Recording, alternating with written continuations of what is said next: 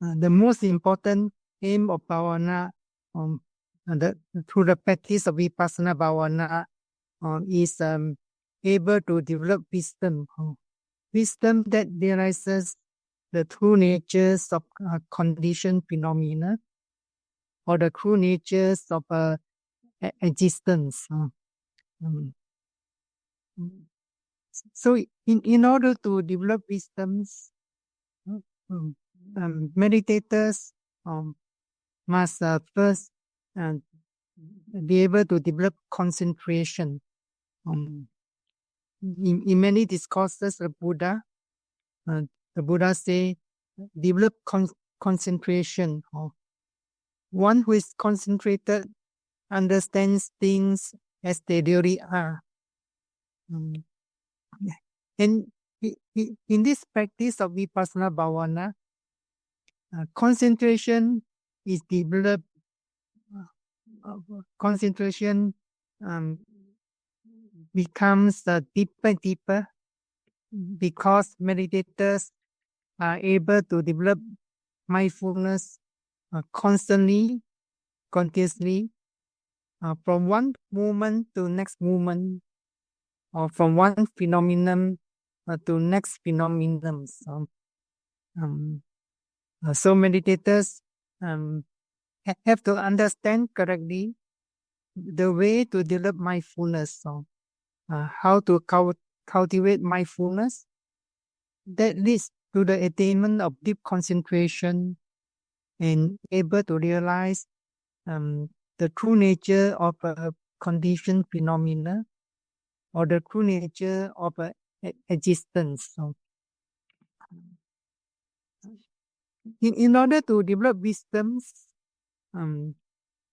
meditators have to take their own mind and bodily processes, or in other words, their own mental states and physical phenomena as their objects of vipassana meditation. Or in other words, they have to take their own five aggregates as the objects of vipassana meditation. As you know, a being in the ultimate verities consists of five aggregates.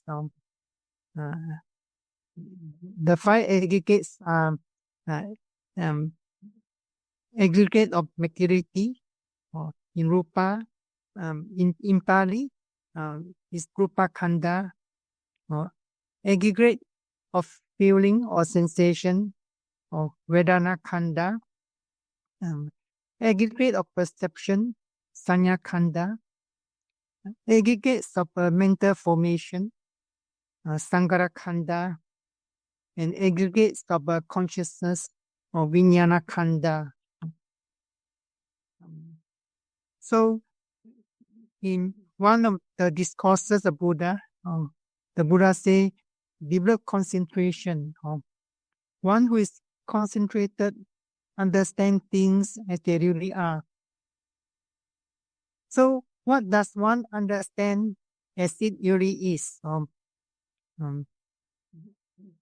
The Buddha explained that the origin and passing away of Rupa, or the form, or the materiality, the origin and passing away of feeling, or the origin and passing away of perception, or sanya, or the origin and passing away of mental formation, or sankhara, or the origin and passing away of consciousness, or vijnana. So, this morning, I shall explain the way of cultivating mindfulness in order to attain concentration. And the concentration attained by mindfulness meditators, vipassana meditators, is known as vipassana Khanika Samadhi. Vipassana, as you know, insight. Khanika means momentary. Samadhi means concentration. As long as mindfulness meditators or Vipassana meditators have not yet attained Vipassana Khanika Samadhi, then they will not gain any insight, knowledge, or wisdom. They would not gain any experiences of Vipassana meditation. So it's important to know the way, the correct way of developing mindfulness. When we practice mindfulness, we have to be mindful of our own mental states and body processes as they really are. In other words, we have to practice all the four foundations of mindfulness. The four foundations of mindfulness: mindfulness of body phenomena, mindfulness of feeling or sensation, mindfulness of mind, and mindfulness of Dharma. Yes. So, meditators have to practice all the four foundations. They should not concentrate their practice on one of the four foundations. The meditators practice one foundation and ignore the other three foundations, then their practice of mindfulness is not complete. So, meditators may choose one foundation to begin their practice. In these traditions of practice, we begin with the first foundation, mindfulness of body phenomena. And there are many phenomena of there are many phenomena found this foundation of mindfulness of body phenomena. Or there are few subjects of mindfulness meditation found in the first foundation of mindfulness of body phenomena, or Kaya Nupassana Satipatthana.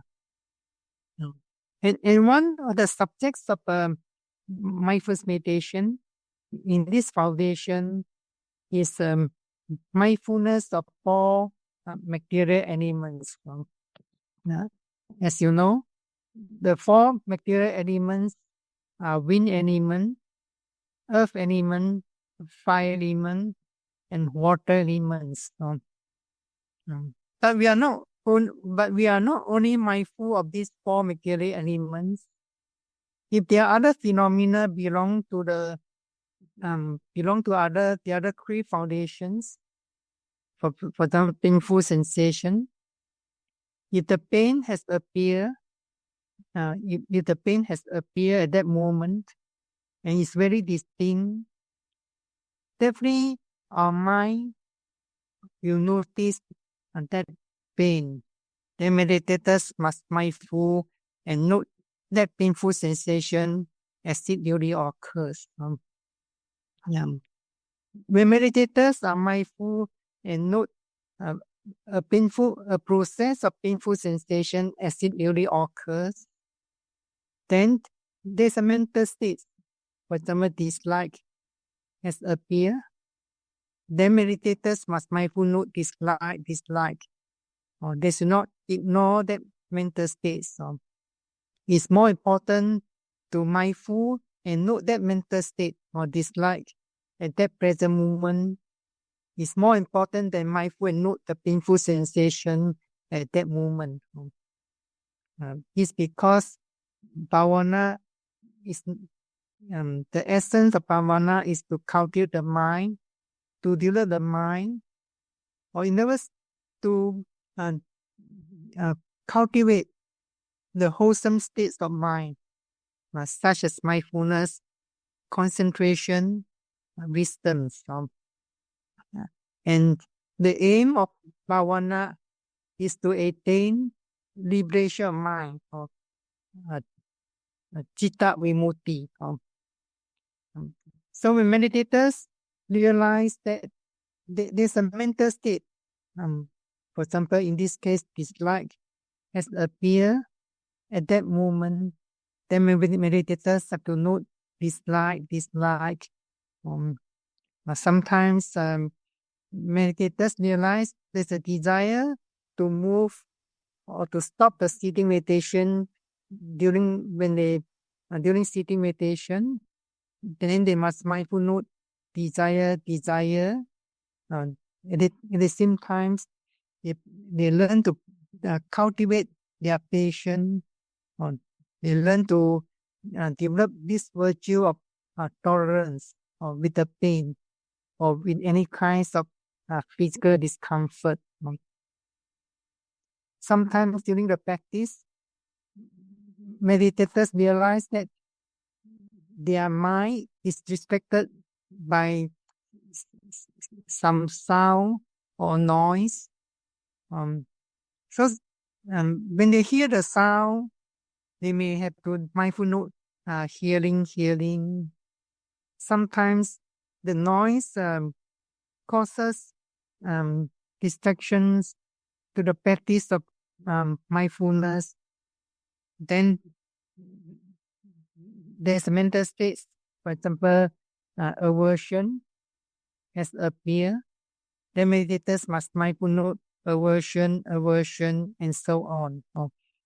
So when meditators are mindful note hearing, actually at the time, meditators are practice the fourth foundation of mindfulness of Dharma. So in the practice of vipassana meditation, meditators do not have a single object of mindfulness or single object of vipassana meditation. Every object, every phenomenon is equally important in the practice of mindfulness meditation, vipassana meditation. Although we emphasize that mindfulness of a mental state which has appeared at that moment is more important than mindful of any bodily phenomenon or body sensation at that moment. It's because mindfulness is a bhavana of mental culture or mental development. So every object or phenomenon that has appeared at that present moment is equally important in the sense that every object condition the arising of the awareness or mindfulness of the meditators.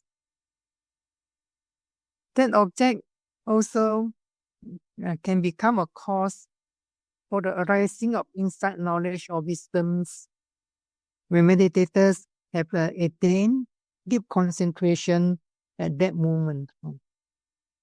So meditators should not think that this object or this phenomenon is the most important phenomenon, more important than other phenomena. So meditators have to realize that they don't have a single object of mindfulness meditation. But at the beginning of practice, for example, at the beginning of retreats, and when meditators have not yet strengthened their power of mindfulness and have not yet attained deep concentration, and if meditators are new to this practice of mindfulness meditation, vipassana meditation, then they may not able to perceive clearly an object that has appeared at that present moment. In fact, at each moment, there's only one object or one phenomenon appears at that time. Our mind, our attention, our mind can only pay attention to one process of phenomenon at each moment. But as long as meditators have not yet attained vipassana khanika samadhi, then they might be thinking that my mind was perceiving or becoming aware of a few phenomena or few objects at the same moment. But in the ultimate reality, the mind was perceiving one phenomenon to next phenomenon in a very rapidly. So at the time, it gives an impression that our mind or consciousness perceive a few phenomena or few objects at the same moment. So when meditators have not yet gained a strong vipassana khanika samadhi, then they may have to guide their mind, their awareness, or their attention mind to some object in order to begin their practice of mindfulness. So in this traditional practice, for example, in the sitting meditation, meditators, at the beginning of sitting meditation, meditators have to direct their awareness on attention of mind. The word mindfulness sakti, from the view of the practice, from the point of practical aspect, mindfulness means attention of the present moment, present moment's attention. The meditators did not pay attention to an object that has appeared at that present moment, then the mind will wander away to the past or to the future, or the mind worries about something and so on. So at the beginning of sitting meditation, beginners of this practice may not know how to start their practice. Or those experienced meditators may not have a concentration at the beginning of practice. So they may have to guide their awareness in order to direct their attention to perceive the body phenomena. Body phenomena consists of the four material elements. Among the four material elements, wind elements is quite obvious, or more dominant, more distinct.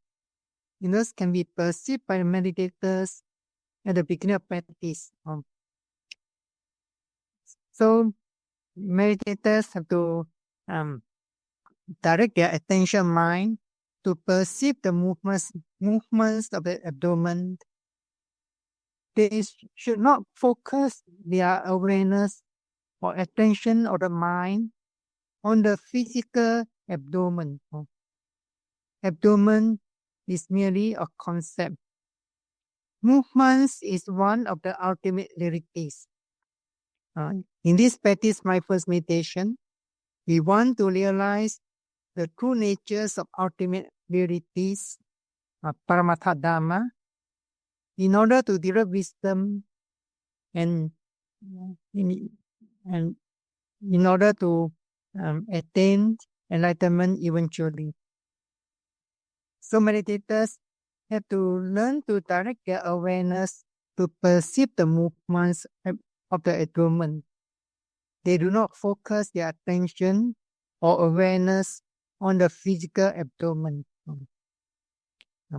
So, when meditators direct their attention to perceive the movement of abdomens, if they can perceive the movements, then they have to keep their awareness or mindfulness following the process of the movements. At the beginning of practice, mindfulness is quite weak. In other words, mindfulness is not attentive at the beginning of practice. Sometimes meditators perceive a process of rising movements, but only for a very brief moment. Then the mind will wander away to the past or to thinking, planning, and so on. So in this in these traditions of mindfulness meditation, we introduce a technique, or sometimes known as the tool to develop mindfulness. So this tool is known as mental noting or labeling. So whenever meditators are mindful of any phenomenon, for example, they direct their awareness to perceive the movements. If they can perceive the movements clearly, and the movements has not yet disappeared, then they take note mentally. In other words, they make a mental label, rising. That mental noting or labeling is not mindfulness meditation. But the purpose of mental noting or labeling is to help meditators to develop mindfulness so that their mindfulness becomes more attentive and precise, energetic on that process of rising movements. Sometimes meditators perceive a process of rising movements, but they have not yet make a mental note. The movements had disappeared. Then it's not possible to make a mental noting when the movements has stopped or disappeared. Similarly, if the process of rising has not yet started, in other words, the movements has not yet appeared, so it's not possible to make a mental note. Meditators can make mental note because meditators have perceived clearly a phenomenon has appeared. A phenomenon, for example, the rising movements of the abdomen or falling movements of the abdomen or pain, hot, and so on. So because an object or phenomenon has appeared, these meditators can mindful and make mental noting. So meditators must bear in mind this tool of mental noting or make a mental labeling is to help meditators to be more attentive on the object. So the movements of rising, falling, known as the basic object of sitting meditation, or in Pali, is known as Mula Kammatthana. In other words, an object or phenomenon help meditators to begin their mental work. The word Kammatthana is another word for bhavana. Bhavana is translated as meditation, or the true sense of bhavana is mental culture, mental development, or mental training. But there's another word for meditation is kamatana. In other words, where the mind can work. So when there's a rising movements, then there's a working place for the mind. There's the movements of rising. And the most important thing, by undertaking this mental work, then concentration and wisdoms will develop in the mind. In meditators undertake any mental work, but concentration and wisdom will not develop in their mind, then it's not kamatana. So it's important. In meditators wish to gain wisdom, they must first able to develop concentration correctly. So kamatana means concentration and wisdom are developed through this mental work. So when there's rising movements, then there's a place for the mind to do the mental work. So meditators take note mentally rising. When the rising movements has disappeared or stopped, maybe the falling movements appear, then meditators mindful note the falling movements. So these two processes of movements helps meditators to begin their sitting meditation, or in other words, to begin their cultivation mindfulness in their sitting meditation. Meditators have to perceive the movements of rising, falling naturally. In those meditators should not purposely control the process of movements, or should not purposely force their abdomen to move. They should feel or perceive that their abdomen move naturally. Although in this meditation, very often it explains that when meditators breathe in, the abdomen expands or rises. When meditators breathe out, the abdomen falls or contracts. But in this meditation, we do not pay attention to the in-breath and out-breath. We do not synchronize the in-breath with the rising movements. We do not synchronize the out-breath with the falling movements. So meditators should not pay any attention to their breath. They have to direct their attention to the movements of abdomen. If the movements of abdomen are not clear, meditators should not force their mind or awareness staying at the place of abdomen.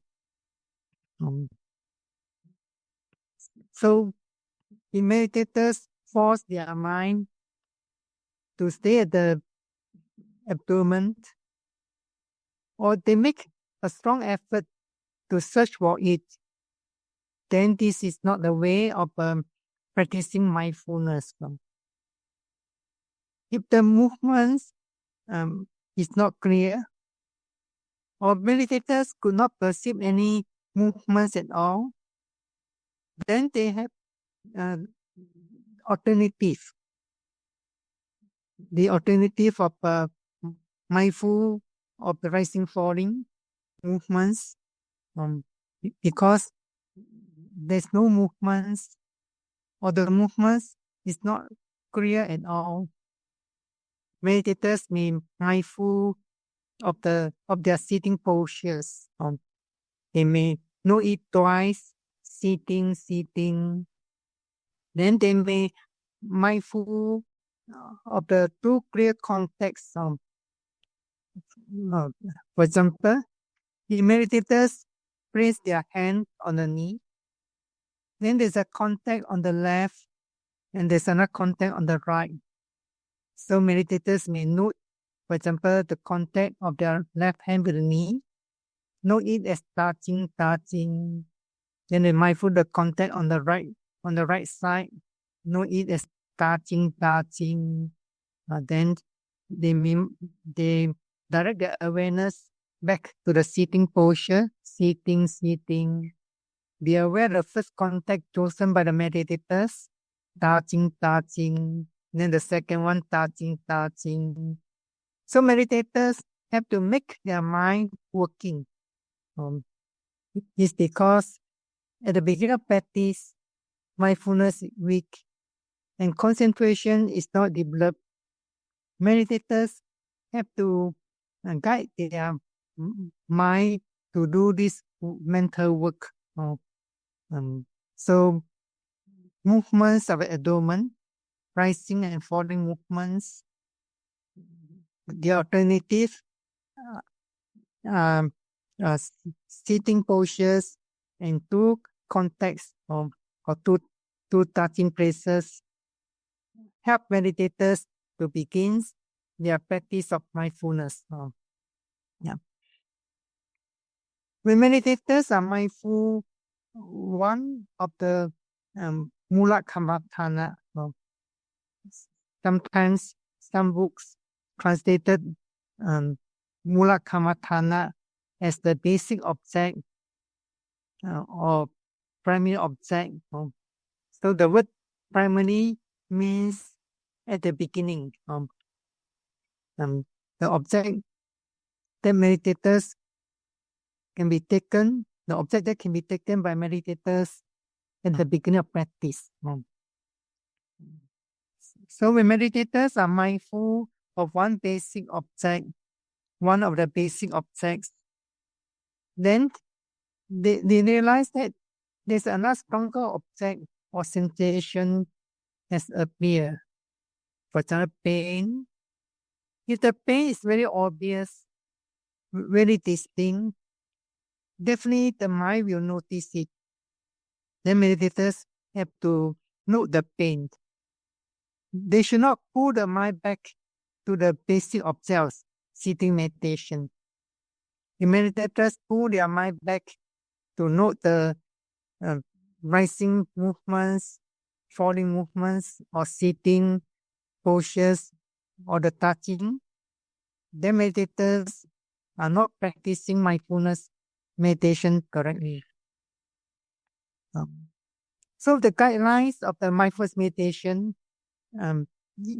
during sitting is to mindful of the clearest bodily phenomenon or body sensation. If there's no strong body object or sensation, the meditators have to guide their mindfulness to perceive the movement of the abdomen. If the movement is not clear or there's no movements, meditators have to guide their mindfulness to mindful and note sitting, touching, then another place of touching, and so on.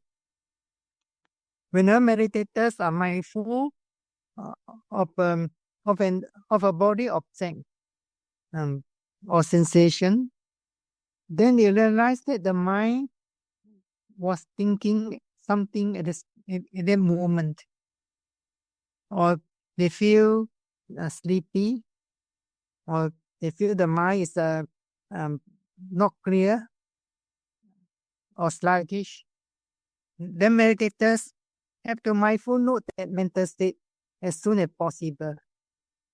If meditators pull their mind back, for example, from thinking, pull the mind back to the basic object of sitting meditation, then they are not practicing the four foundation of mindfulness.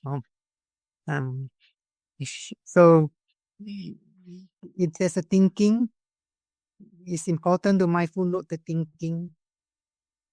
If there's a mental defilement, concern, anger, or aversion, the meditators mindful note the mental defilements. It's important to mindful note any mental process or thinking, anger, or aversion, and so on. It's important to note a mental process as it duly occurs until the mental process has disappeared by itself. So it's important to mindful note a mental process or a physical process until it has disappeared by itself.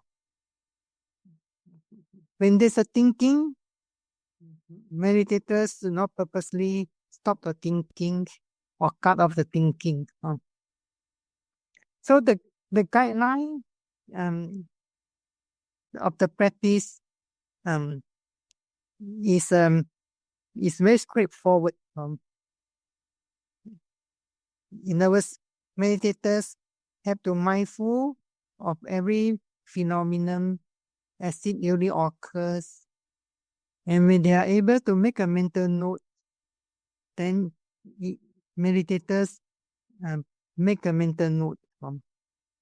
As long as meditators have not yet attained vipassana khanika samadhi, meditators may have to make use of the tool to develop mindfulness. There's take note mentally or making mental labeling. If meditators did not make use of this tool, they may not able to develop their mindfulness well. They may not able to attain vipassana khanika samadhi. So mental note or this mental labeling is a tool that's very helpful to the practice of mindfulness.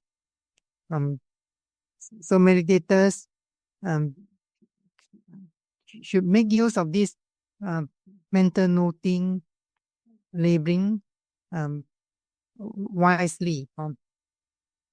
Sometimes meditators cannot make a mental note because the object is disappear very instantly. The meditators may not have to make it any mental note. Meditators have to realize that when this object has appeared at that time, then their attention of the mind can arise. Attention of the mind at that present moment can arise. But if the mindfulness is not well developed or mindfulness is not sharp and alert, then meditators may have to direct their mindfulness or attention of the mind to the basic object of sitting meditation or to a phenomenon, a strong phenomenon that has appeared at that moment. So this is sitting meditation. So meditators may sit for 1 hour at the beginning of retreats. If they cannot sit for 1 hour because of pain or because of mental hindrances, especially the hindrance of sloth and torpor, in those meditators encounter a strong hindrance of sleepiness or sluggishness. They could not overcome by their effort and mindfulness. Then sometimes meditators may stop their sitting. They may practice longer sessions of walking meditation. So every sitting meditation should be preceded by an hour walking meditation, especially at the beginning of retreats. Um, so I believe meditators in this retreat know the way to develop mindfulness during walking.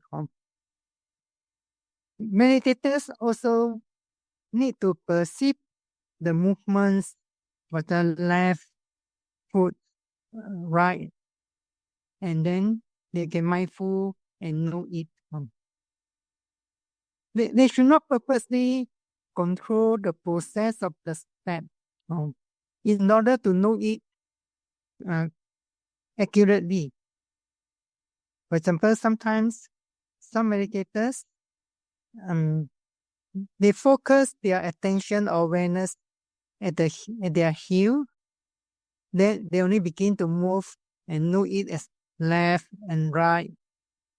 Or when they increase their steps to lifting, pushing, dropping. So they focus their attention on their heel. Then they only lift it up and not lifting. So they might be thinking that their mindfulness is very precise. Their concentration is very strong. But sometimes meditators did not realize that they purposely synchronize the movements with their awareness. So in other words, they exercise some degree of control so that they can mindful note the process or the step right at the beginning of arising. In that way, meditators cannot realize the true natures of the movements clearly. And the most important thing, meditators might not be able to realize the relationship between an object or phenomenon and their mindfulness or their awareness. So meditators have to train themselves to slow down. They should not force themselves to slow down. They may not have to walk very slow at the beginning of retreats. When meditators outside their retreats, most likely meditators have to do everything rapidly. They walk quite fast. So when they join the retreats, they have to change their pace of walking, pace of doing other routine activities from a fast pace to slow pace. So when meditators want to change the pace of their life, doing anything quickly, now have to do it slowly. Definitely, they have the desire to slow down.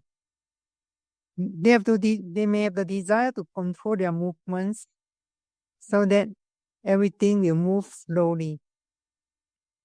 So if meditators have a strong desire to move as slow as possible, then they also have to focus their attention strongly on the steps.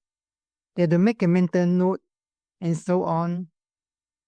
So the mind have to do more than one work. Desire to slow down. We might focus their attention strongly on the step, making mental note and so on. So some meditators may experience a lot of tension in their practice. Sometimes they feel tired mentally. So that's why we instruct meditators to train themselves to slow down. When they can train themselves to slow down gradually, then it becomes a habit in their retreats.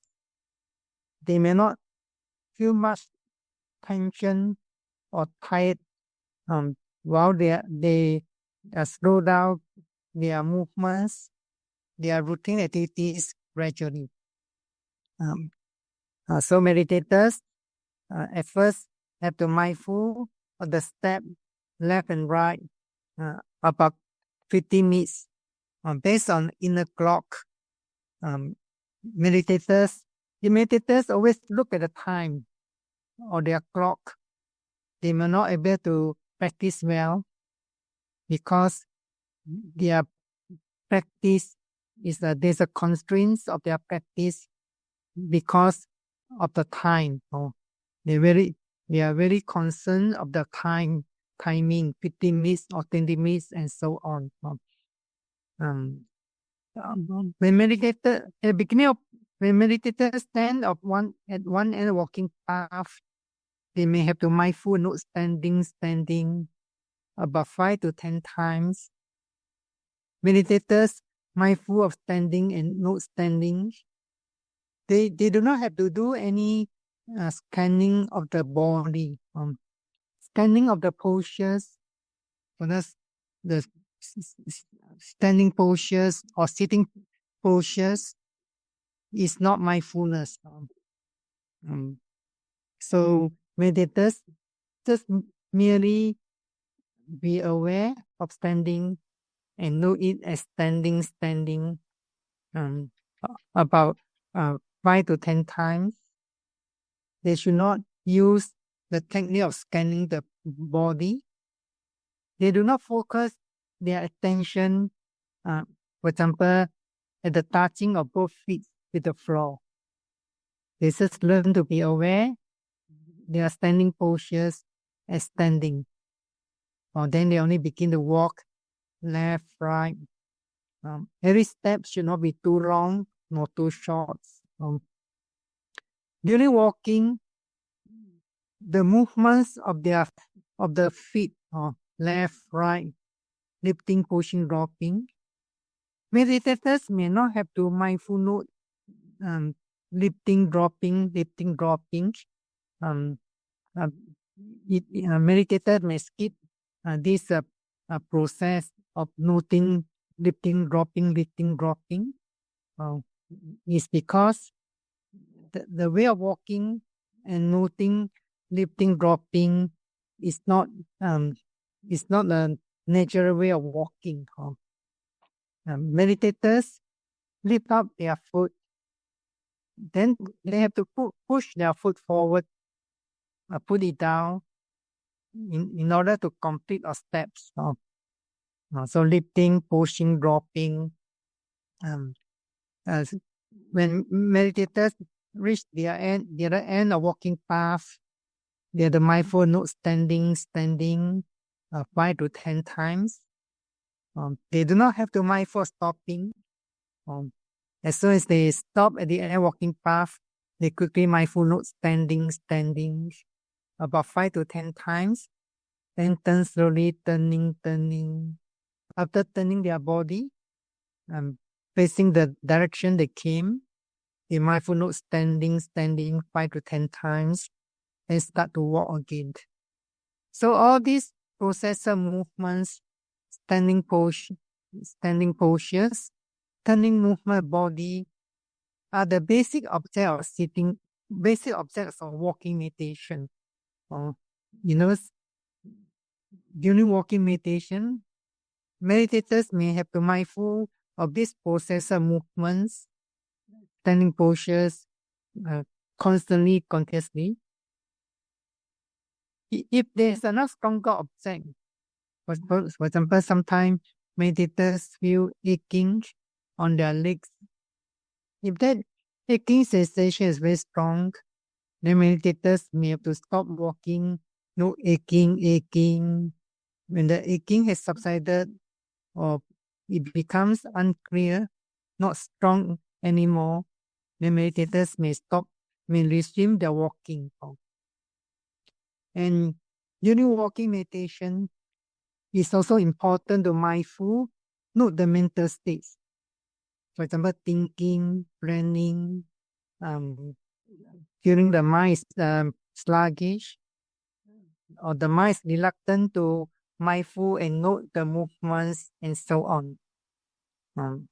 Whenever meditators have to mindful of other phenomena, for example, aching or pain or feeling the itchy sensation, or there's a mental state for not thinking, planning, sluggish, and so on. At the time, meditators, it's better that meditators stop walking so that they can mindful of other phenomena well.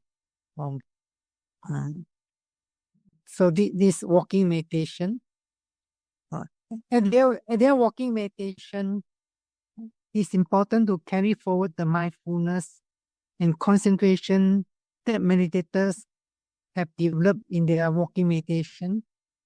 They must be able to carry forward their mindfulness concentration from walking into their sitting meditation.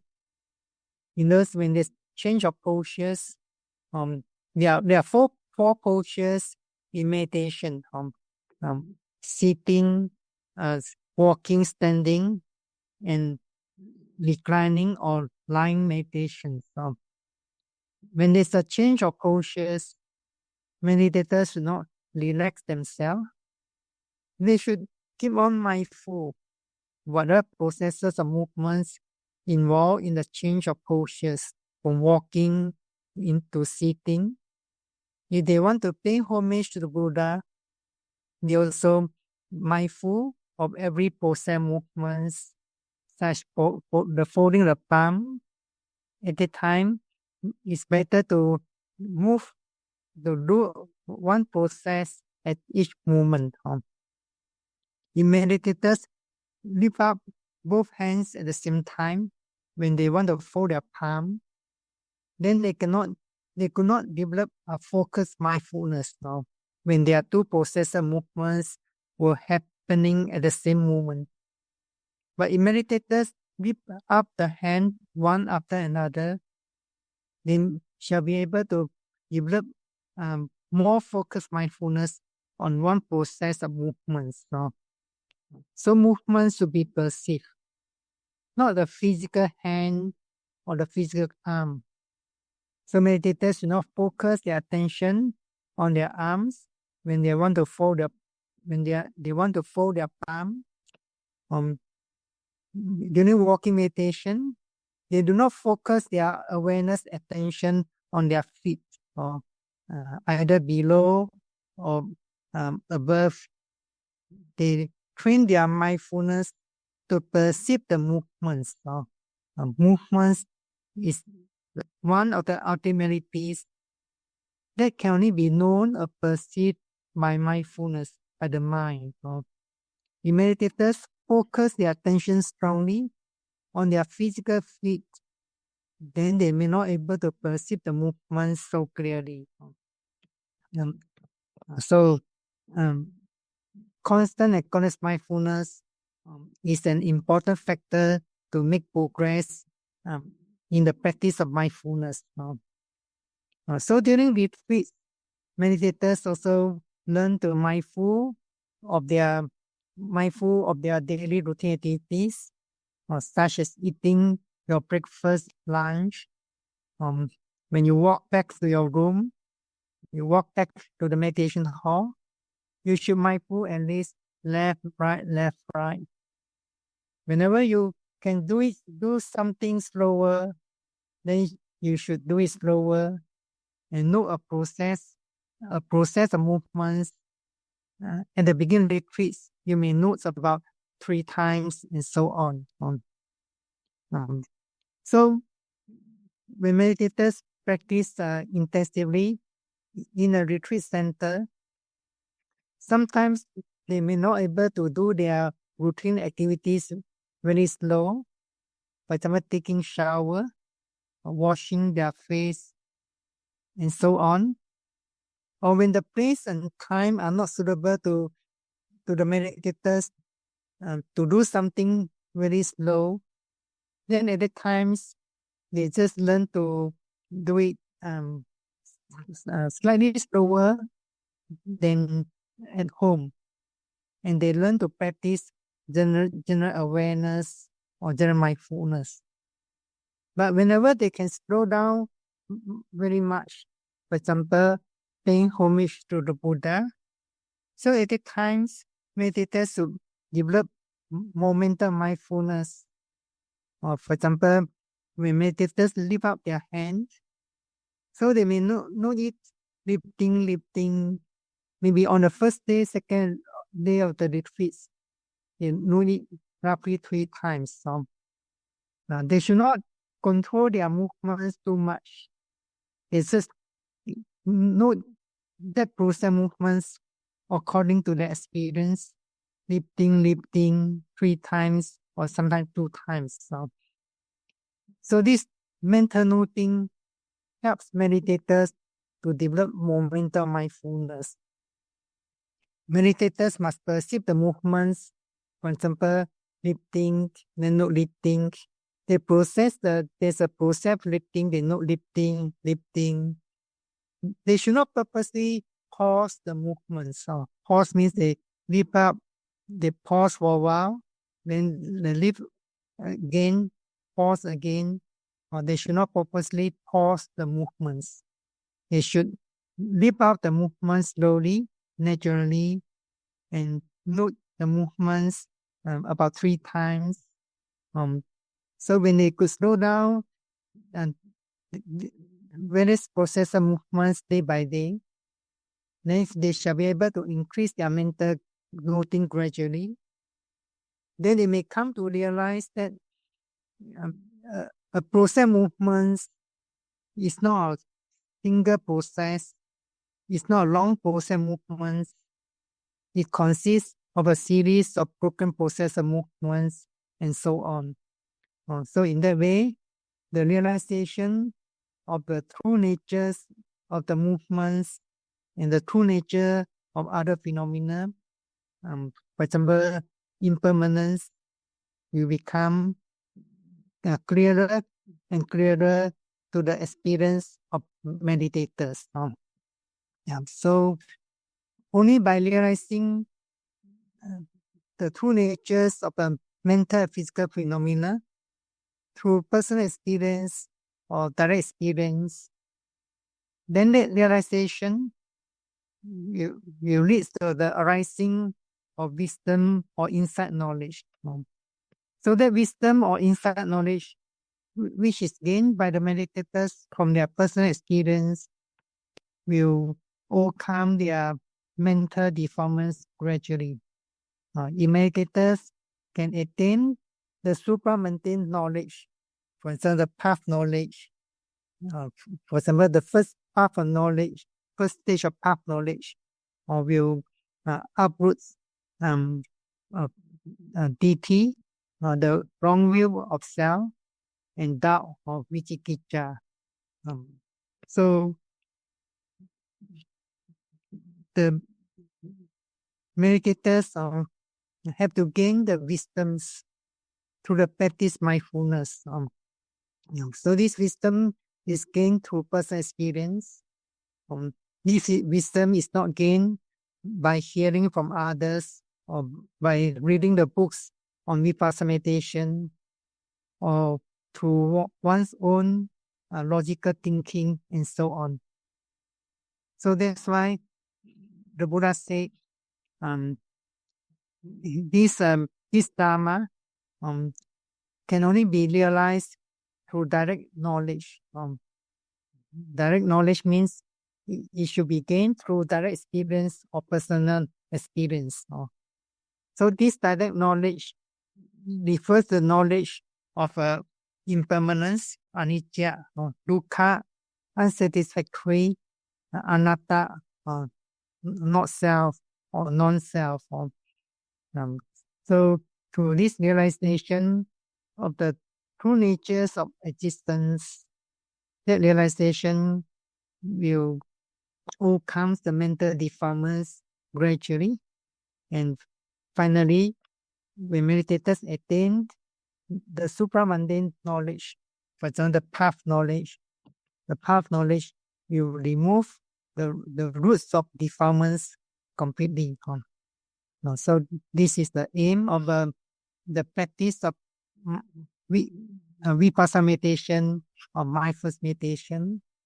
In order to realize the aim, meditators must know the correct way of developing mindfulness. So then mindfulness help meditators to gain personal experiential knowledge or direct experiential knowledge.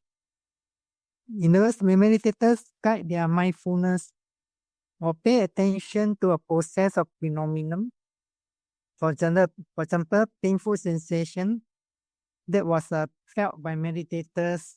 So when they pay attention to it, then the mind will experience the process of pain. Meditators do not have to understand the pain through any words or concept. They pay attention to the pain, then their mind will experience the pain. So when the mindfulness is getting stronger, concentration is getting deeper, then the mind will realize the true nature of pain from their experience. So that's why this practice of mindfulness meditation, vipassana meditation, is beyond thinking, analyzing, or conceptualizing, or logical thinking, or applying any preconceived ideas or preconceptions into practice. What should be done by the meditators is merely be aware or be mindful of every process phenomenon as it really occurs, and they may have to make making a mental note or mental labeling whenever possible, whenever it's helpful to the development of a mindfulness meditation. So now in the retreats, meditators have only one duty or responsibility. Whatever they have to do, they do it with mindfulness. They sit with mindfulness, walk with mindfulness, doing their routine activities mindfulness. But when meditators were doing their routine activities, especially in the retreat center, sometimes they have to be considerate. If they could not slow down at certain places, for example, the bathroom, then they just slow down slightly slower than their daily life outside the retreats and learn to practice general mindfulness. When they can slow down, well, for example, paying homage, then it's important to develop momentum mindfulness. Only meditators put effort to develop momentum mindfulness better and better. They shall be able to make more and more progresses in their walking meditation and sitting meditation. So I wish all meditators always be heedful. The way be heedful means apamada. One is always heedful, one is always mindful. So in that way, one will able to gain more and more wisdom or insight knowledge when they are able to develop constant mindfulness and able to attain deeper vipassana kanika samadhi, and eventually meditators will attain the final goal of following the teachings of the Buddha, on this to attain enlightenment and be free from suffering in samsara.